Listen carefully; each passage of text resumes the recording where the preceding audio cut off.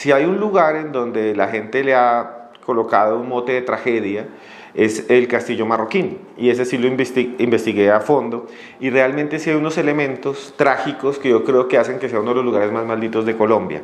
Primero, cuando se construye el Castillo Marroquín, se hace en medio de un país muy pobre, y mostrar esa ostentación de hacer un castillo en la mitad de la sabana de Bogotá, de una de las familias más ricas del país, descendientes, por ejemplo, de Antonio Nariño, porque ellos eran descendientes de Antonio Nariño, presidentes además, de españoles, directo, descendientes de españoles, Lorenzo Marroquín y demás, pues es una cosa que era una ostentación muy fuerte. Lo otro es que la esposa, en algún momento, de uno de los dueños de esas tierras, que era la hacienda Yerbabuena, que todavía está ahí y hoy es del Estado, que es el Instituto Caro y Cuervo nada más, la esposa se llamaba Trinidad Forero de Ricaute, de un marroquín, y Trinidad Forero de Ricaute era descendiente de Antonio Ricaute, el de En Átomos Volando, el que supuestamente se metió en una caseta y hizo explotar la pólvora de los españoles y quedó hecho polvo, literalmente. Y entonces esta señora un día estaba en misa, y lo dicen sus familiares, y quedó registrado, un día estaba en misa en la capilla de la hacienda, rezando el rosario, y dicen que se levantó, se fue caminando y nunca volvió a aparecer.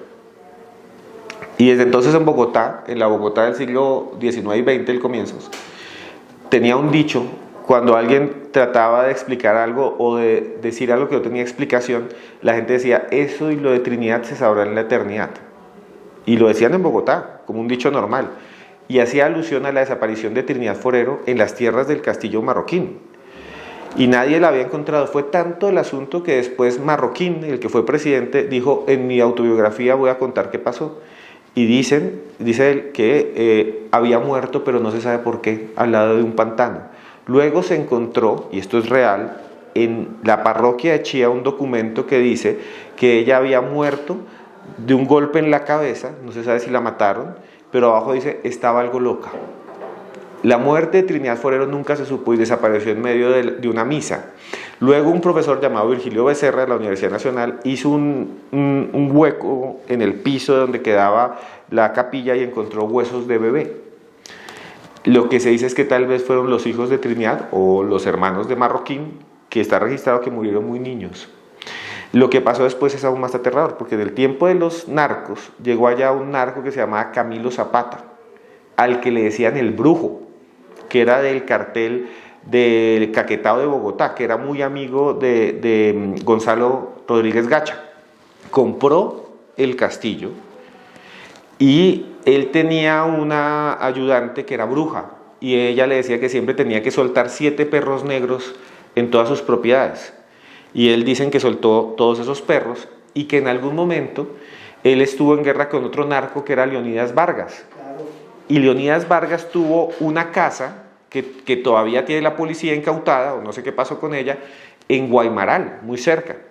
Y entonces lo que dicen es que esa guerra entre ellos dos fue tan grande, entre Camilo Zapata el Brujo y Leonidas Vargas, que hubo unas muertes terribles. Y que, por ejemplo, le mandaron a Leonidas Vargas el cuerpo de un bebé, lo dice Popeye, lo dijo Popeye. Popeye inventaba mucho, pero por lo menos era una leyenda que le habían mandado a Leonidas Vargas el cuerpo de un bebé abierto, que en la mitad tenía una foto de la familia de Leonidas Vargas. Y decían que era una forma de brujería. Al Castillo Marroquín entraron, y está registrado, y no es mentira, y lo pueden buscar en El Tiempo y en otros. En algún momento entró una camioneta, rompió la puerta con 2 sicarios, se llevaron a un caballista antioqueño ligado a los Ochoa, lo metieron ahí, lo sacaron del castillo en esa época, lo llevaron hasta la Margarita del Ocho, que era el restaurante del padre de los Ochoa, que era un señor muy gordo, lo mataron y se lo dejaron ahí el cadáver. O sea, secuestraron a alguien del Castillo Marroquín y lo mataron. Esas son cosas muy malditas.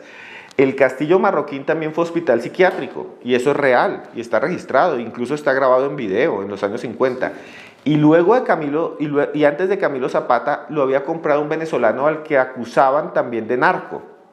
Y ese venezolano colocó un montón de símbolos en las paredes y compraba antigüedades y las coleccionaba. Y ese señor se mató en una avioneta.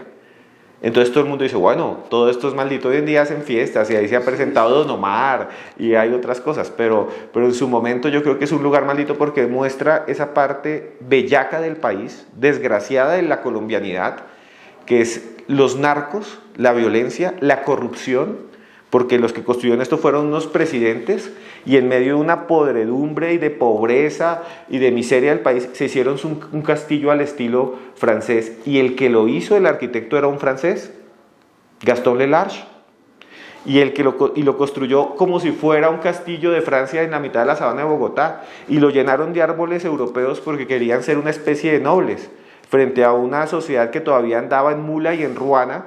Y claro, esto para mí es también una muestra de las élites que siempre han querido ser de otro lado, ¿no? Y eso también es una muestra de esa maldición que tenemos todos de no ser nunca colombianos y de no ir para el mismo lado, ¿no? Esteban, muéstranos el libro donde está esa historia tan espectacular. Esa historia está acá, en el libro negro de la brujería en Colombia. Y también hay muchas leyendas. Por ejemplo, la gente piensa que, yo creo que son casualidades, ¿no? Pero la gente piensa que muchas de las cosas que pasan alrededor del castillo son culpa de la energía del castillo.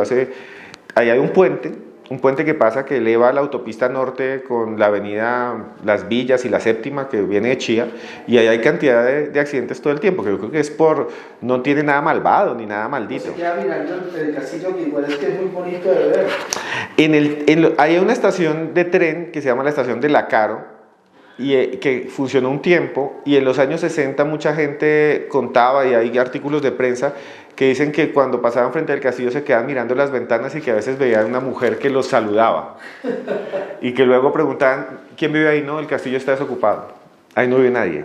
Entonces decían que era el fantasma de Trinidad Forero. Los vigilantes dicen que hay 3 espantos: una que le llaman, uno que es como un bebé con pelo que llora en una torre. Los videos están en YouTube, pueden buscar ustedes los vigilantes hablando de eso.